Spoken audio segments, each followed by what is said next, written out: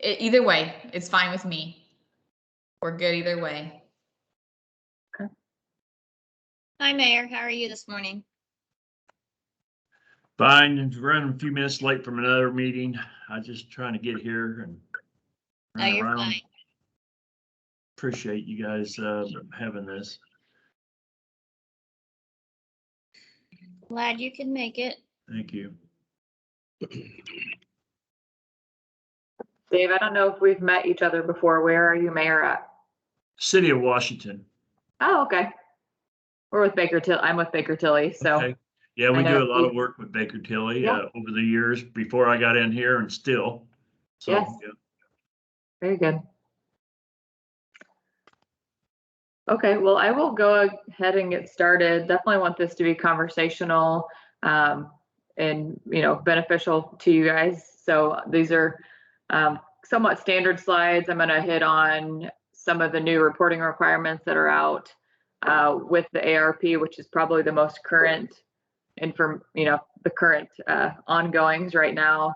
All counties right now have to submit a report August 31st. So they're all kind of scurrying around to try to get some reporting done. So I'll hit on that. But I'm also just going to hit on high level ARP, the American Rescue Plan that came into effect the beginning of the year with the main purpose of helping local governments, come back from COVID and the pandemic and everything, all of the outcomes from that, which we're still dealing with this next little spike that's happening.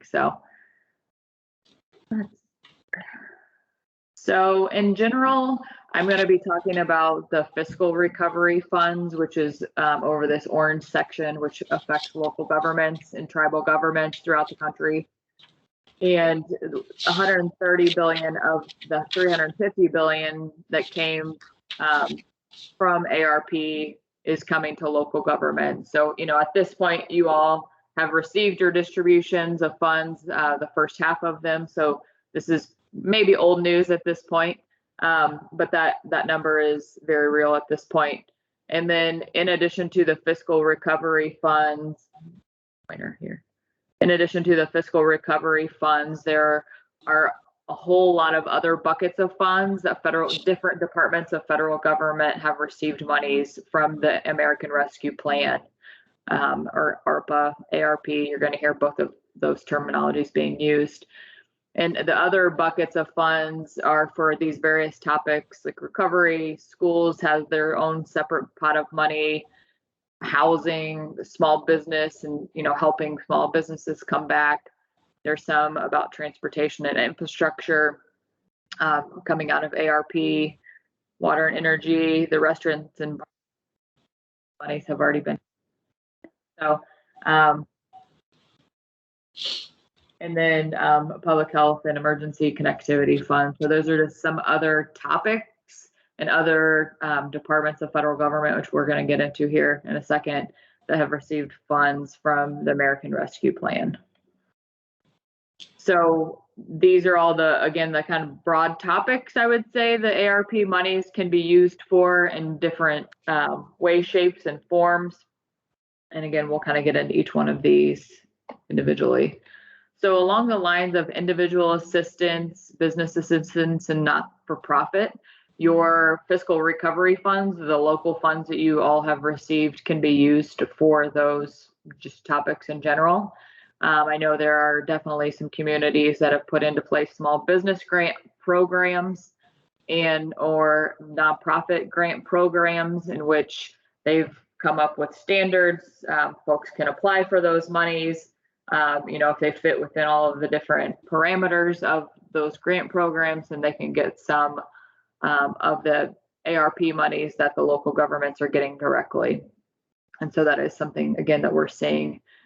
There's been a couple of the larger cities in the state of Indiana that have done individual assistance, and individual assistance would be like rental assistance.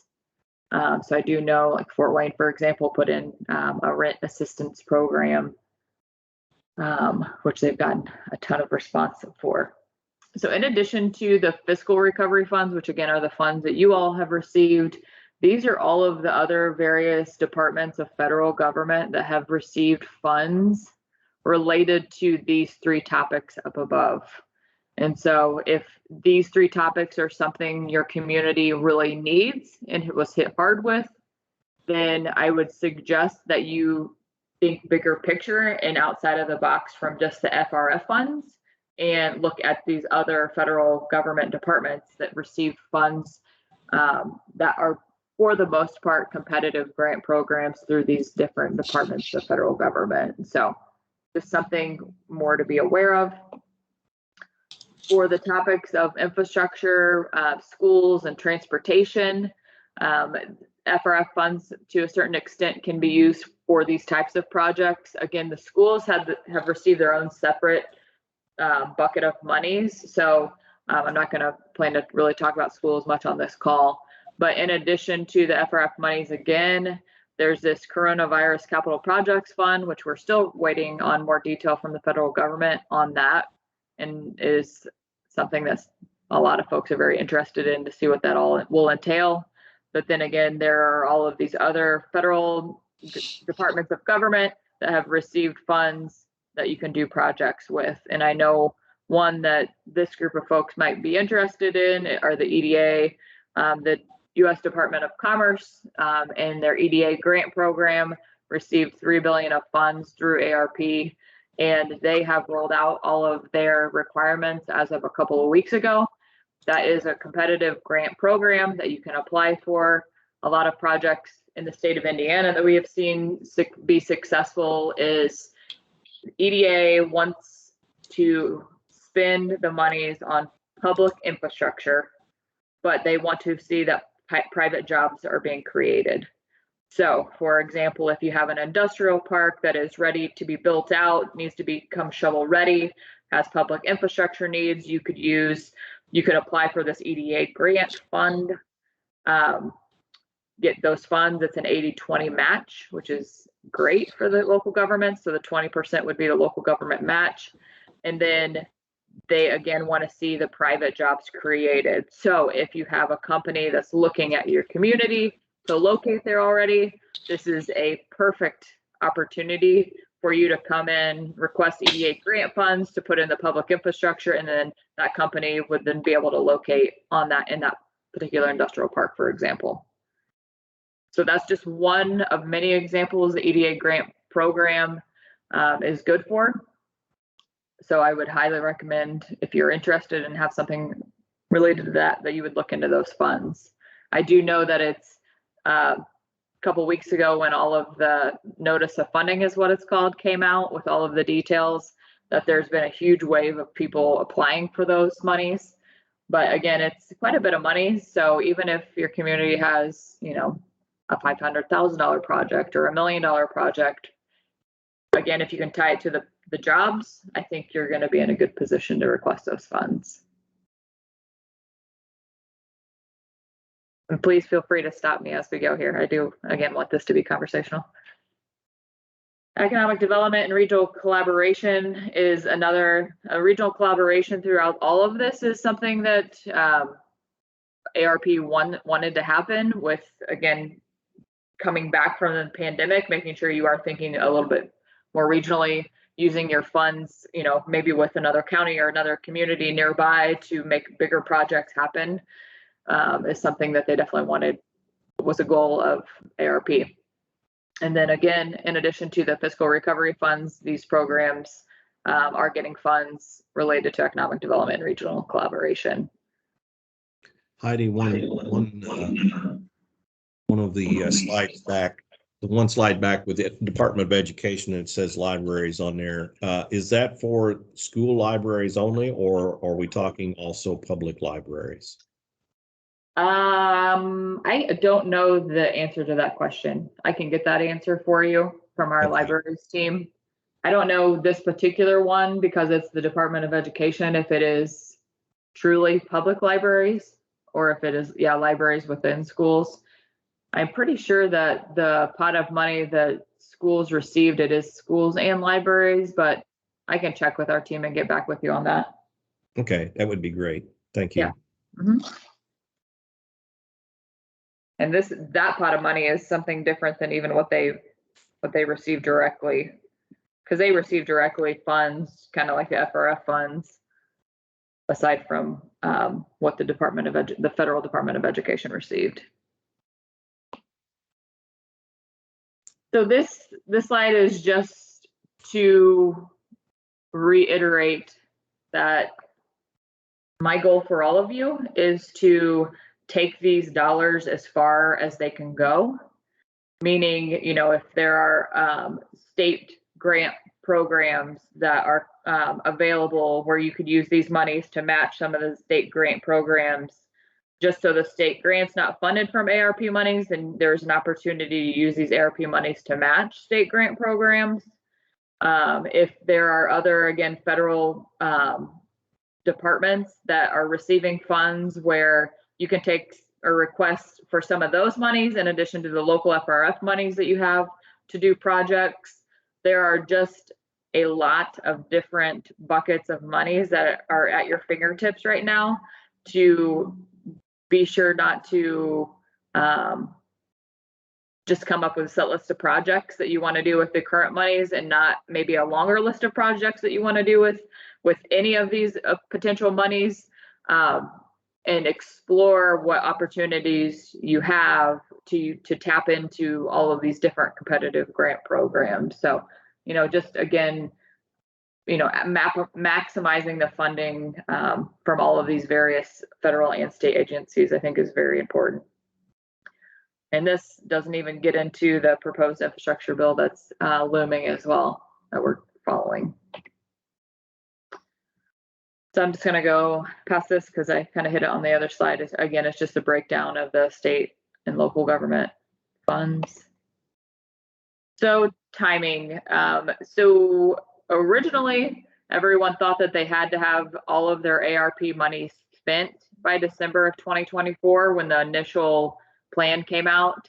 And then when we got the interim final rule, they actually revised it. So you just have to obligate your ARP funds by December of 2024, but you have until December of 2026 to actually spend your monies. So that gives you a couple more years from the original plan to actually get those monies spent down. So just wanted to point that out here.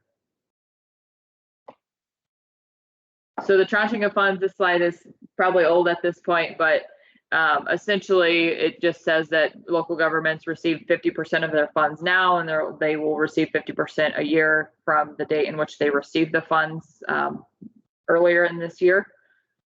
Everyone should have received their funds by now. So I hope no one in and around you guys hasn't received those funds. And I do hope that all of the entities in and around you as well use the monies. We have heard some chatter that some communities just don't want to deal with the hassle of reporting on the funds and are just gonna like give it back.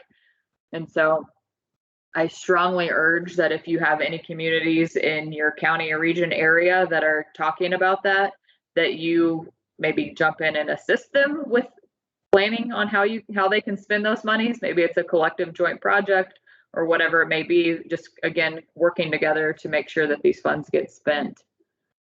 And in each, there are entitled units of government and non-entitled units of government. The entitled units of government are going to be your counties and your really large cities. And then your non-entitlement units are going to be your smaller cities and towns. And each one of them, it's a little different as far as if they decide to forego the monies, who those monies roll back up into. So entitlement units get their funds directly from the Department of Treasury, and non-entitlement units of government are getting all of their funds from IFA through the state. So hopefully people are spending those funds. So as far as what FRF monies can be used for, these are just general categories: public health and economic impacts, you know, responding to COVID-19. Basically, if a project you can say you need to do due to COVID-19, more than likely your legal counsel is going to get comfortable with you spending your funds on those projects. I've seen some newspaper articles where I feel like maybe some communities in other parts of the country are stretching it a little far as far as what they're getting comfortable with the money being spent on, but ultimately it's up to your legal counsel on what those projects can be spent on. And then responding to any negative economic impacts due to the pandemic, and then any relief on your low income portions of your community.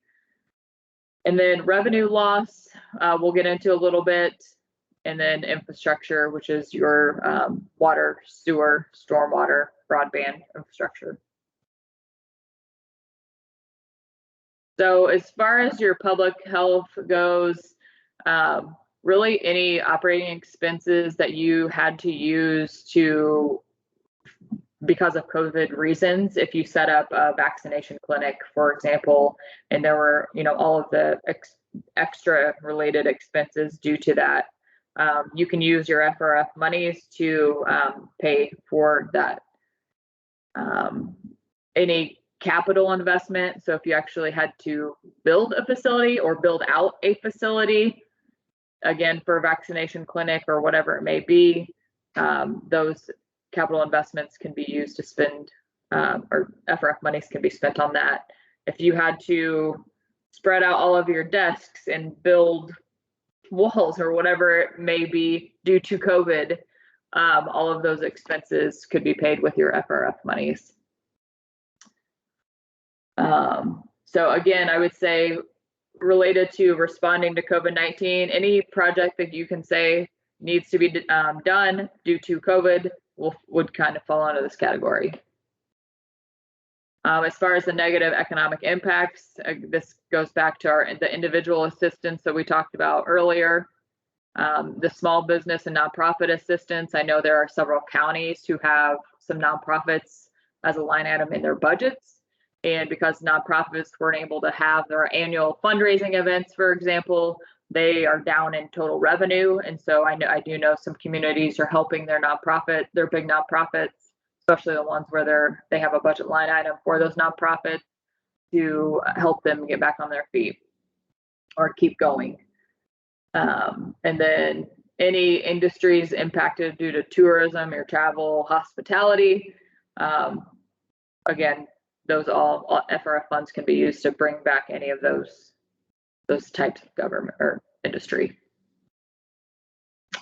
Assistance to unemployed workers, payroll. We'll get into premium pay in a minute, but if there were, premium pay will cover that, so we'll come back to that.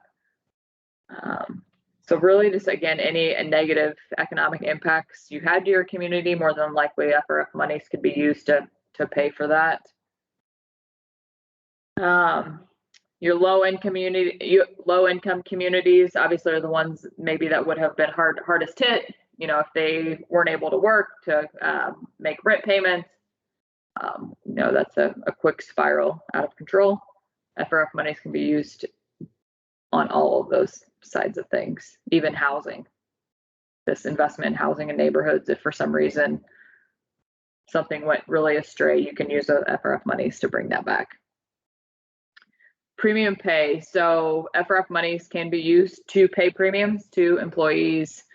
Here's the definition of essential workers. So there were definitely people, even in your office buildings that had to be there, had to, accept payments if you take them non-electronically. And so some of those folks weren't paid in some communities through that time, just because of the uncertainties surrounding COVID and what that might do to the bottom line. And so some people are making those folks whole now. Here are the limitations as far as it can't exceed $13 per hour. It does have to be, you have to be very aware of if you used any of your CARES Act money for premium pay. If you did use your CARES Act money for premium pay in calendar year 2020, then your reporting period would start January 1 of 2021 and going forward as far as your analysis of what that premium pay should be. Let's see, they did have to be in person. So if people were working remotely, they cannot count for premium pay. So that's what this requirement says. And it can be provided retrospectively if that's something your community is interested in doing.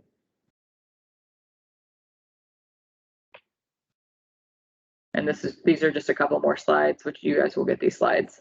A couple more slides on the whole premium pay side of things. I'm trying to be somewhat cognizant of my time here. As far as revenue loss goes, so revenue loss is a calculation where you look at years, all of the revenue that you received in 2016 through 2019, and you come up with your average change in revenues during those periods of time. And then you compare it to 2020 actual revenues, and you, this is a very basic explanation, and then you basically take your expected revenues times your either your average growth factor from 16 to 19 or 4.19% on top of your expected revenues, and then you compare it to your actual revenues. And then if there is a difference between those two numbers, then you could have a revenue loss. If you determine that you have a revenue loss in your community, then you can use that equal amount of your FRF monies for government services. So this is going to be your most flexible category of using your FRF funds that you have available to you.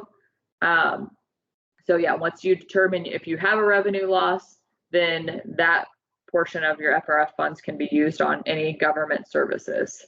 And so this is where if you do have, infrastructure projects or capital projects that you need to do that are government services, that portion of those funds can be used on that project.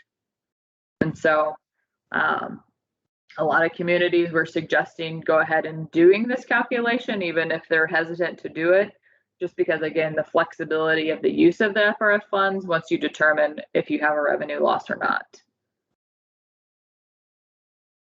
It is calculated on an entity-wide basis. So that means all funds in. You can't just look at just the general fund or just your MVH fund, for example. You have to look at all of your funds in. So that sometimes can throw off the calculation a little bit. If you added in like a new income tax revenue stream, for example, you have to include that in the calculation. And so that could look like additional revenues because it is additional revenues, and could reduce your revenue loss that you might have or might have shown without that revenue stream.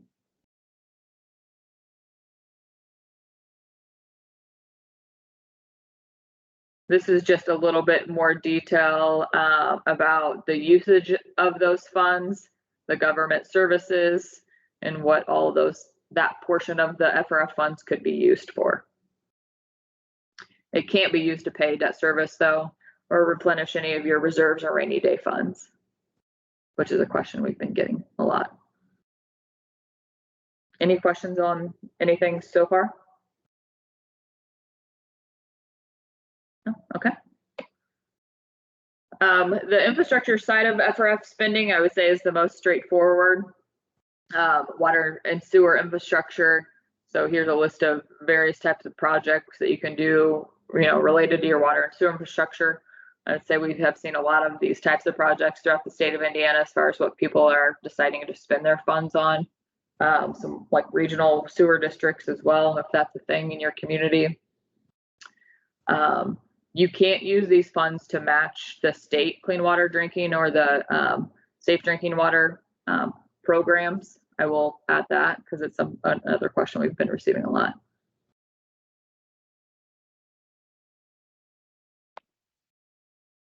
And then broadband infrastructure also is another hot topic right now. And the state received a lot, or they earmarked a lot of their ARP funds that they received to broadband infrastructure. So if this is something, again, that is your community's looking into and it has a need for, know that the state, again, received quite a bit of monies, and there are other federal programs too that receive broadband monies. With broadband, the one kind of nuance is that the improvements have to deliver a minimum speed of 100 Mbps, but if you're in a rural community, then it has to be at least 20. So that's something if you get into those discussions, you need to be aware of.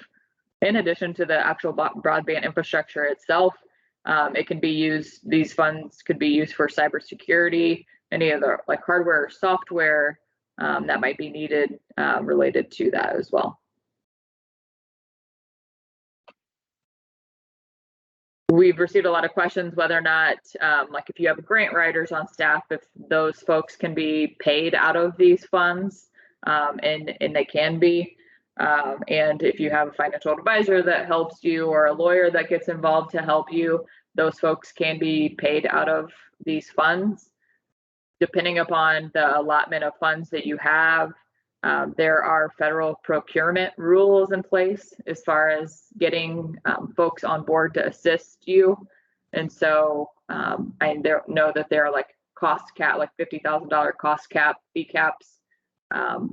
If you fall within the federal procurement rules. Some ineligible expenditures, no pensions are allowed. It cannot be used to match any federal programs because it's already federal money. It can't be used to offset any tax rates because you don't want to infuse all of these monies in 1 year. So your tax rate, if you have more revenue, then your tax rate could go down. You don't want like a one-time blip in your tax rate to go down. So that's why they don't allow you to fill in any of your current revenues with this. And then again, they're just subject to provisions of the uniform guidance, which we can get into.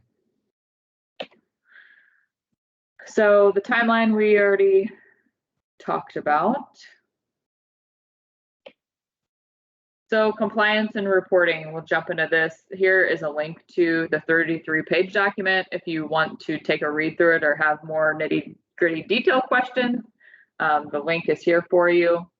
So the interim report are for the states, territories, large cities, and the counties. So those are the entitlement units that I talk about. So they have a report that's due here August 31st that explains if any actual expenditures have been made yet. It also lays out their revenue loss calculation and if they plan to have an allocation of the revenue loss bucket. So basically if they plan to spend some of their FRF monies under the revenue loss category, they have to plug in the actual numbers from the revenue loss calculation. And I think that's pretty much it. It's a pretty quick report. Estimates at this point. I mean, the federal government has to know that you all haven't had a whole lot of time to come up with a good formal final plan, and nobody that we really have heard of has one yet. I would say a lot of people do have good drafts of the plans, but nothing formalized yet. The quarterly report, this again is for those entitlement units of government. So your counties and your big cities, they have a quarterly report that is first due October 31st. So basically we anticipate that it's going to embellish upon the August 31st report that they have due. And then after that, again, it's quarterly. So we put a chart in here of all of the due dates. So if you are a county or a large city, that you can calendar those events. And all of these reports have templates on the Treasury's website, the ID.me website, where they get in and just fill in like different information that they were requesting. And I would say if any of your communities have run into any hiccups with this August 31st reporting requirement, whoever the person was that got into the Treasury's website to request the monies, that's the person that has to get in and do the reporting requirement as well. So if maybe there were a couple of people that have access to the ID.me website, it's the person who did the initial request of those monies that have to do the reporting requirements going forward. The annual project and expenditure reports are for those NEUs. So those are the small cities and towns in the state, or across the country, I should say. So their first annual report that they have due is October 31st of this year. And then again, it's yearly. So here are the due dates of those reports and then the reporting period that will be covered. And then there is this annual recovery plan performance report for the largest cities. So in counties, so any city or county over a population of 250,000, which there are not a ton of those in the state of Indiana, those folks will have this additional annual recovery reporting requirement as well. That first is due August 31st and then annually thereafter. Any questions with that for now?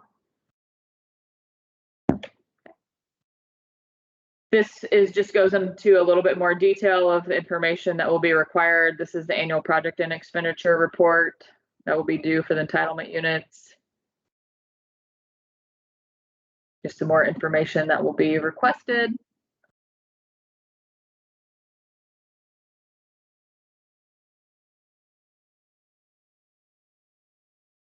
But just know that like all of your other funds of your local government, I mean, you have to account for all of the monies out of this ARP fund that you have set up. Everything has to be spent directly out of this fund. So if there was an appropriation in your general fund, for example, that you now want to pay from your FRF funds, that appropriation has to get transferred over to your ARP fund and get paid directly out of that fund. So again, just a question that we've been getting. So this is, the rest of my slides are just kind of a wrap up. I think, again, I can't reiterate enough to think very big picture as a starting point. I hope that most communities at this point have at least a committee of folks together that are focused on how these funds are going to be spit down and coming up with a plan. Each community looks a little bit different as far as who is kind of driving that bus. But, you know, starting with a list of all projects that you feel like you need to do over the next, 5 to 8 years in the county, starting with that full list and then starting to kind of dwindle down and prioritize, which one needs to be done first and what other buckets of funds besides these FRF funds that are available that you can start, applying for and tapping into. I think it would be kind of my first steps, and is what I've been suggesting to people the past month or so. Again, just thinking regionally, pulling in community stakeholders. If there's big business owners, for example, that have a lot of say and ideas, pull them in to see, what they're feeling on the business side, the business community side of things, just to be able to maximize all of these monies.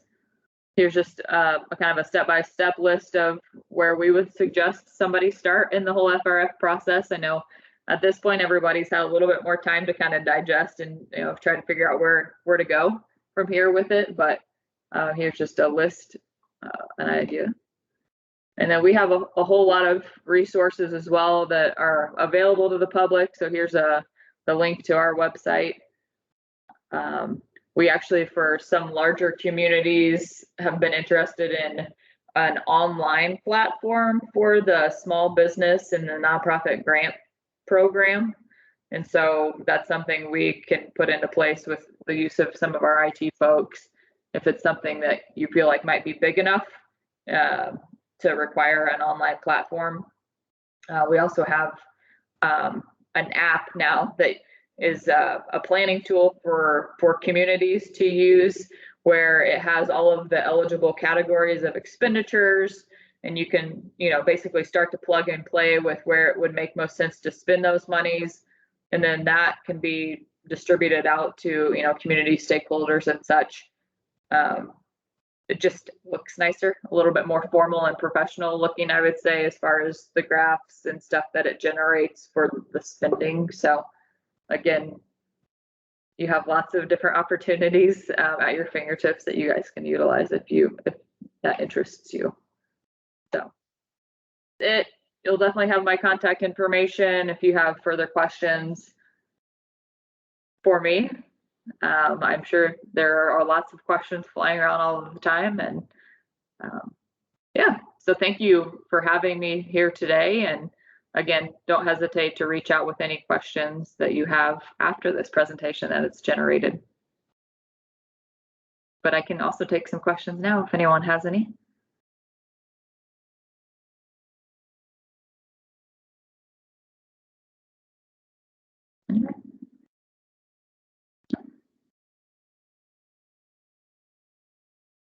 All right.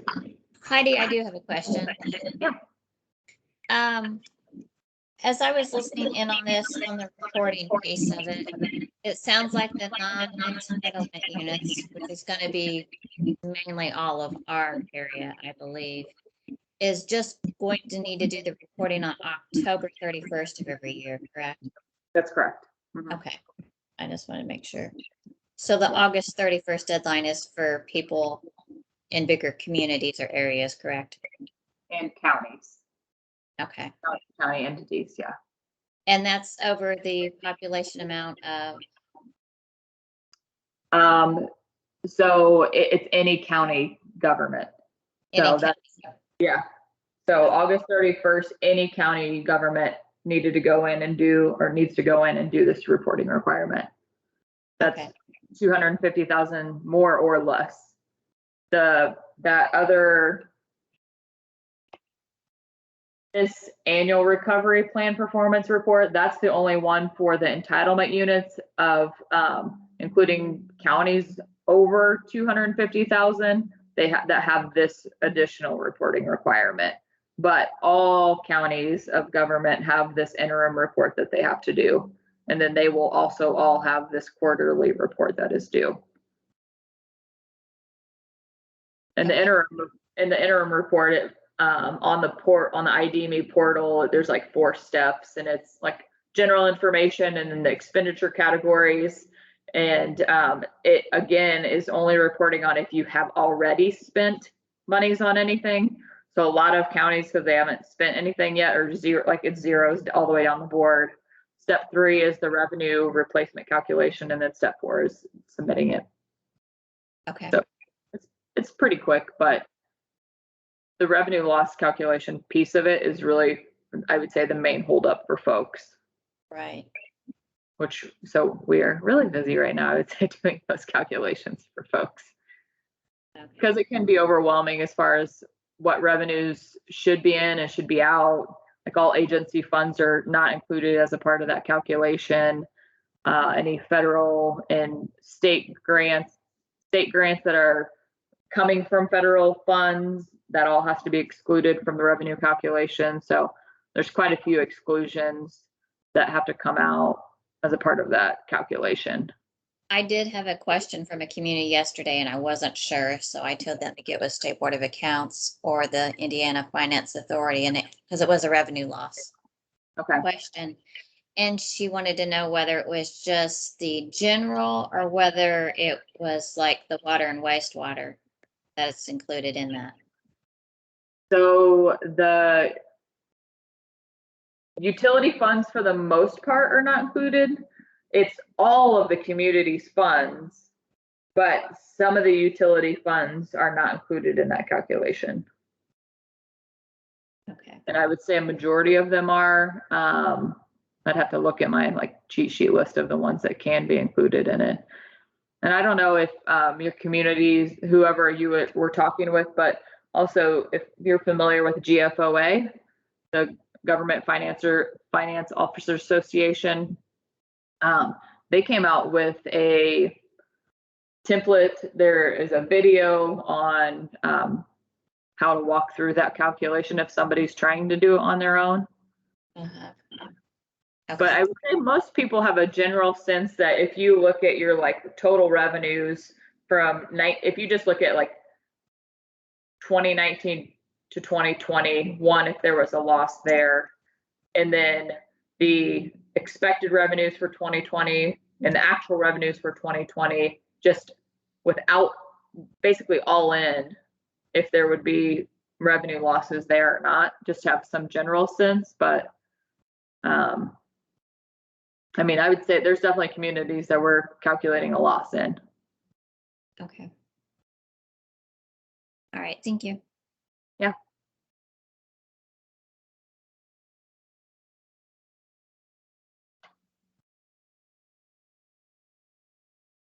Any other questions? Dave, do you have this all under control down there? No, but we little by little, all these sessions that we've been watching are answering questions little by little. I mean, do we still have, some questions, what can be covered, what can't, but we're getting a better idea of what we can do. And I think the stuff that we are planning, is in that category. It's just a matter of how you word it and how you put it together. Right. Exactly. Yeah, good. Very good. Well, thank you, Jessica, again for reaching out and letting us come talk with your group, and again, let us Thank know. you for being here. We appreciate it for sure. It was great information. Good. Very good. Anything else? All right. Well, everyone enjoy your weekend. Try to stay You cool. too. You too. See you, Heidi. Bye. Thank you, Heidi. Thank you. Bye.